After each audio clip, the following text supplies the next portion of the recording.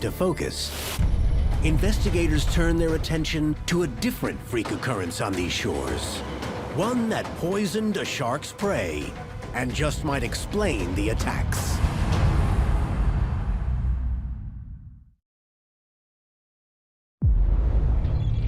We rescue about 300 to 500 seals and sea lions a year. Peter Wallerstein has spent 35 years working as a first responder to distressed animals. And in 2007, he witnesses something unusual. 5 sea lions a day were getting bitten.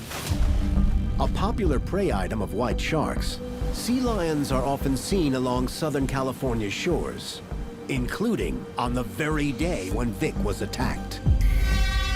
The beginning of the race starts at Zuma Beach, and the race terminates at the Malibu Pier.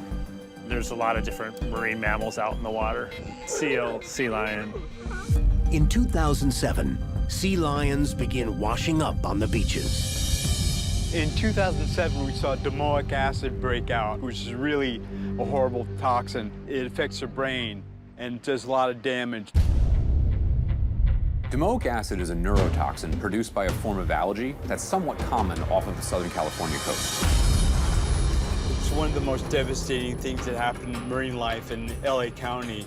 Pelicans get it, and whales get it, and sea lions get it real bad, too. Could high levels of domoic acid play a part in the spike? There's a variety of factors that can lead to increases in domoic acid concentration, including elevated water temperature and nutrient pollution, things like fertilizers running off from the coast into those waters. That combination of things basically feeds an algal bloom, and those algal blooms result in increased concentrations of domoic acid in the water. As smaller fish eat the algae and larger animals eat the smaller fish, the domoic acid levels that are passed on increase exponentially. This can lead to devastating consequences for marine life toward the top of the food chain, like seals and sea lions. Now, the reason for this is because domoic acid causes a spike in the activity of the central nervous system. Neurons in the brain start firing much, much more rapidly. And all of that excess activity can cause things ranging from seizures to memory loss. A sea lion's tragedy may be a great white's opportunity. Hey, guys. Dr. Lauren Palmer of the Marine Mammal Care Center explores the connection. Rescuing marine animals does tell us something about the sharks. We can see which animals that they're preying on, what size and what time of year, when, how many. So we learn a lot about sharks by looking at the prey that they go after. And what Dr. Palmer has learned from her work with poison pinnipeds is crucial to the investigation. Domoic acid almost certainly makes seals and sea lions more vulnerable to shark attacks. The sea lions can be very lethargic. They can actually have seizures repeatedly. They can fall into a coma. They can die outright. Normally, pinnipeds are hunted almost exclusively by adult great whites. That's because juveniles, like the one that bit Andrew, lack the size and strength to take down these marine mammals. But that may not be the case if a pinniped has been poisoned. It's possible that in 2007, there were a lot more juvenile white sharks preying on sick sea lions that they could actually capture. But does domoic acid affect the shark's nervous system the same way it does a mammal? We don't know. Could vulnerable prey have lured juvenile white sharks close to shore, putting them in direct contact with the victims of the 2007 spike? Dr. Palmer examines the data. Actually, we don't see a correlation between shark attacks and domoic acid events thus far. That could be because the animals don't make it to shore. Domoic acid is not the cause of the spike. But one thing this theory does show is that a white shark's movements are impacted by those of their prey. Perhaps a different food source is central to understanding the spike. Another attack holds a clue. Venice Beach has always been kind of the mecca for surf and skate. I began surfing when I was a kid. Surfed pretty much every other day with my buddies. One of Sam Bendel's favorite surf spots is near the Venice Pier. I always knew that there were sharks in the water up and down the Pacific coast. I didn't really ever think twice about them being here in Venice Beach.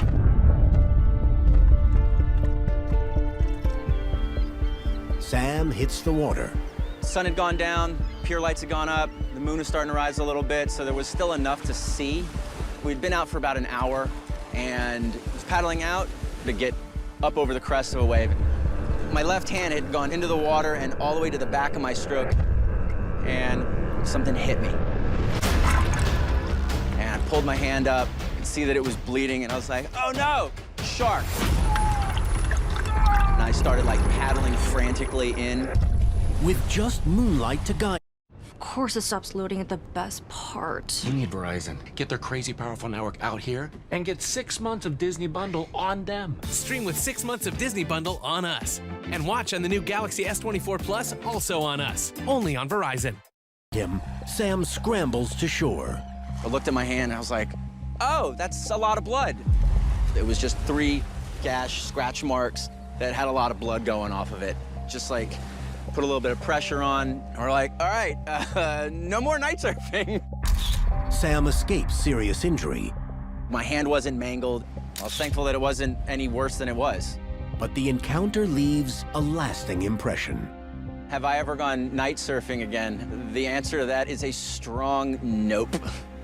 Not trying to relive the memories of what I experienced, but it won't stop me from continuing to surf. Sam is one of 4 victims bitten off the coast of Los Angeles in just over 3 months. The surfer is unable to identify the species of his attacker. So could this latest encounter also be the work of the mighty great white? Dr. Lowe examines the evidence. So looking at the photos, it's really difficult to tell, especially from wounds that have healed. But small white sharks, based on the size of the wounds, that's a possibility. 4 attacks, likely all by great whites. But what has changed to make the white sharks near Los Angeles turn on people? Another clue from Sam's encounter could shed some light. The moon was starting to rise a little bit, so there was still enough to see. The moon. The phases of this ethereal orb serve an important role in nature. The lunar cycle can have a large effect on marine life. There are lots of cases around the world of different marine organisms reproducing synchronized to full moons. Dr. Huber knows one such creature whose reproduction corresponds with the lunar cycle. It's slender, silver, and found along the coast of Southern California. Grunion are small baitfish that live along the coast, and on full moons during the summer, they beach themselves to spawn, and then they get washed out by waves. Now, what that means is that during full moons along the Southern California coast, sometimes there are large collections of baitfish right up against the coast, and anytime there's a large collection of baitfish, that could potentially bring in predators. An influx of small fish, like grunion, can lure in medium fish. In turn, these medium fish attract even larger animals, like sharks. And that puts these predators right in the path of surfers, like Sam Bendel.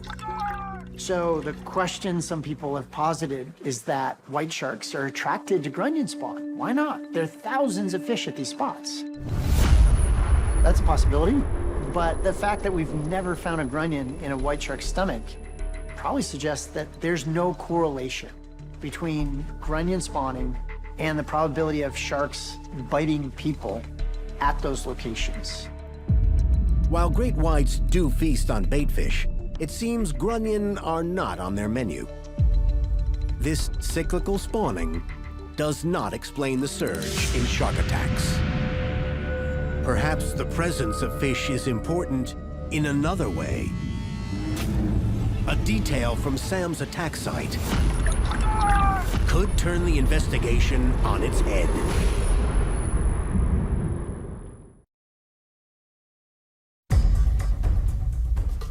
I started paddling frantically in, ran up to the top of the pier, and then looked down, and we could see 2 or 3 big silhouettes. We had kind of all collectively in that moment realized that there was wildlife in the ocean waiting to get their evening meal. Sam was surfing near the Venice Pier at the time of his attack.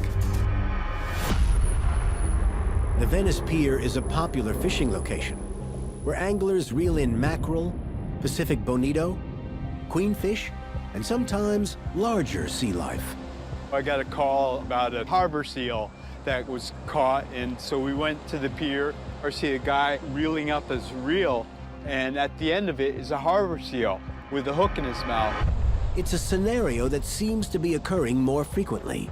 There's been an increase in fishing from piers off of the Los Angeles coast. And this is potentially problematic because large animals can be hooked and brought closer to shore where people are using the beach. So this would have put a lot of blood into the water, which could have drawn in other predators. So potentially, pier fishing is a way to increase the number of interactions between people and sharks. According to Dr. Lowe, it's not just hooked pinnipeds that might pique a shark's interest and cause an attack. Fishing piers may be problematic in another way. One of our focuses is really on the behavior of sharks and the ecology. Why do they do what they do? And of course, that's hard to do without looking at how they interact with people, because we've become part of the ocean ecology. So fishing has been going on off California beaches and piers for over 100 years. In fact, many of our ocean piers were built for that purpose. But white sharks really weren't around in that great a number 100 years ago. It's been their conservation recovery that has brought them back. And now we have people fishing with new kinds of gear. These guys are using heavy tackle, big steel leader, big hooks. They're specifically targeting these sharks. Sharks are no different than all other animals. When that animal gets scared or gets in a fight, it gets an adrenaline rush, a push. So a shark that's caught on a hook and line, for example, it feels it's being attacked. And anything near it, it may attribute to its being attacked. And this is kind of dangerous because there are people swimming and surfing in these places. So now you have an angry shark that is fighting for its life to get off that line. And that shark is lashing out back and forth, thinking that maybe this guy is the thing that's trying to harm him. Could the presence of fishing piers be at the root of the Southern California spike?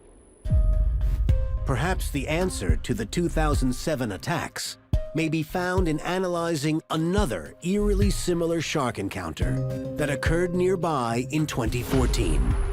This is crazy to say this, but I've been swimming consistently for 50 years. Steve Robles has a deep passion for long-distance swimming. But in 2014, a routine swim near a fishing pier ends in disaster and almost ends his life. It was a bright sunny day that morning. The weather was warm, the water temperature was warmer than normal. My group of swimmers and I, we got up and started a 2-mile swim starting from Hermosa Pier to Manhattan Pier. Unbeknownst to Steve and his friends, fishermen on the Manhattan Beach Pier have a large fish on the line. A shark. We were about 100 yards from finishing the swim. That's when I saw the shark underneath me. The shark breaks free of the fisherman's hook. I saw it to be about an 8-foot shark, and it surfaced right up in front of me. His head was out of the water, and we're staring at each other eye to eye. And I said, oh my God, this thing's too close. This could be it. This is my last moment. And then it came in and bit me. The shark locked in on my torso. I had to fight. My hands went up, I grabbed its nose, and I just kept pushing and pushing. And once the shark released me, I was able to swim a couple strokes away from it on my back, and right behind me, about 5 strokes behind, was my other swimmer friend. I jump on top of him in a panic, saying, I got bit, I got bit. And then he looks over and he sees just all kinds of blood coming out of me. I didn't know the extent of the damage. Of course it stops loading at the best part. You need Verizon. Get their crazy powerful network out here and get 6 months of Disney Bundle on them. Stream with 6 months of Disney Bundle on us. And watch on the new Galaxy S24 Plus, also on us. Only on Verizon. I was really afraid that I might bleed out.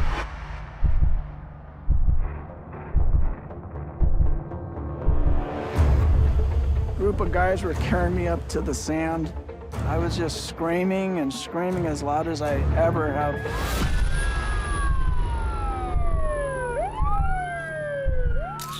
I'm scared. I might die. Doctors used stitches to repair the slashes on Steve's right side. The shark itself bit me right on my torso. It started right on my chest here. One bite grabbed all the way to the back, and it held on for 5 seconds. And I mean,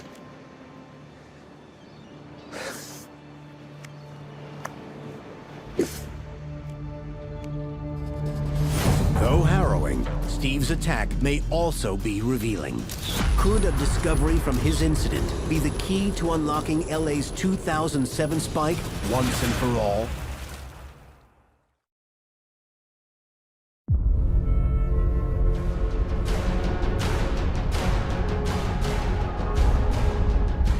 So we see from Steve's attack clear evidence of the lower jaw and the upper jaw of the white shark. Dr. Huber's bite analysis concludes that a great white is responsible for both the 2007 attacks and this 2014 encounter. If the incidents share a common culprit, could they also share a common cause? In the case of Steve's attack, both Steve and the shark were victims. That shark had been hooked and was fighting for its life for 40 minutes. It was simply just trying to get away. Steve, on the other hand, just had a case of bad luck. He was swimming through the water that same shark was trying to escape from. So Steve got attacked, and the shark was surely stressed out, and so they both lost in that situation. Is proximity to fishing piers the same reason for the 2007 spike near Los Angeles? Fishing from a pier can potentially bring large, dangerous animals into proximity with beachgoers who are simply trying to enjoy the water. But the fact of the matter is that during the spike in Los Angeles in 2007, only one of the 4 attacks involved fishing, which means that this type of fishing is not the smoking gun. It's not the main factor in contributing to these attacks. As investigators consider new leads, surfer Sam Bendel proposes his own hypothesis. I don't blame the shark biting me. I think he may have mistaken me for a seal or another piece of wildlife that was prey to him.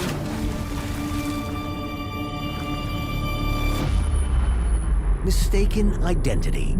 It's the same idea investigators considered earlier in the wake of Vic Calandra's attack. The majority of white shark attacks occur on surfers, and the reason for that is because the silhouette of a surfboard and the surfer's body coming off of that board look just like the preferred prey type of white sharks, which are things like seals and sea lions. 3 of the 4 victims in 2007 were on surfboards or paddleboards when attacked. Could mistaken identity be the cause of the LA spike? Local drone photographer Carlos Gauna has striking visual evidence that could answer this question. I lived in Malibu in 2007. I was well aware of the amount of shark encounters because a lot of my friends are surfers. And so I remember quite vividly people coming in and telling me, look, I was surfing today, I saw a breach. You got a paddleboarder going straight at a shark. The shark is going straight at the paddleboarder. Both of them meet. The only one to react is actually the shark. In this footage, the shark swims away from the paddleboard rather than investigating it as prey, contradicting the idea of mistaken identity. And according to Dr. Lowe, this is the behavior he'd expect to see. I struggle with this theory, and the reason is these animals take down some of the most nimble, highly social, adapted animals for swimming in the ocean, marine mammals. To say that they can't tell the difference between the silhouette of a board that makes a different sound, exhibits no similar odor, just doesn't seem right to me.